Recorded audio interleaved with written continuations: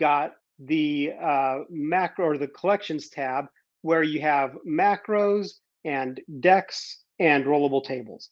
So first off, the macros. This would be a way that you can set up some macros that you may want to use, and we'll cover that in a little bit more detail when we are messing with the API a little bit. But these are macros that we'll just set up a basic one right now. You can say roll random d6, and in here you could do this as a R1d6, and you save the macro. Now I could check save as token action. What that will do for you is it makes it available for all tokens. So if I drag him out and I click on that token, you'll see up here I've got a little menu of buttons. Right now there's only one button on it. Click that, it'll roll that random d6 for us. This is useful for things that you may want to have the characters have access to. So for example, if you have custom macros, you don't want to use the macros from the character sheet, you could attach those custom macros as token actions, and then anytime you select a token, that will be available on that little bar up there. You could also put it in the bar. What that's going to do is down here below your avatar, you'll see the button now is down here as well. I do this a lot of times for certain macros that I, as the GM, am going to be using quite a bit that I don't need characters to have access to. It just puts them in a quick spot.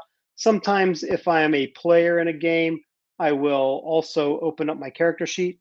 By the way, you can do that by going to journals again and opening the sheet that way. Or if you click and hold the shift key and double click on the token, it'll also open up the character sheet for you. You could, as a character, let's say that you want to have your fighting, you can click and drag that down here to the add roll to macro quick bar. It'll then put it there. It's going to put it with a really stupid name, so I just always rename that, and I change it to fighting, not fighting, fighting.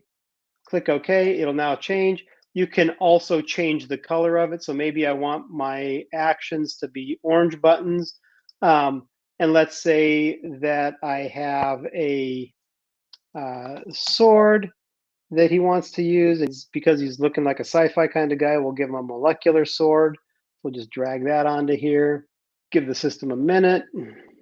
And we'll want this to be fighting. And so it's got the damage and all that stuff pre-configured. It sets it up as attack and damage for me automatically. I can then drag this down to the bar as well. Again, rename this to molecular sword.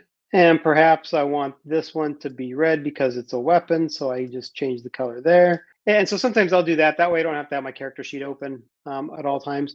The other thing you can do is double clicking the title bar will minimize it. And you can move it out of the way if you have real estate space that you need. So that's macros and how you can use those a little bit.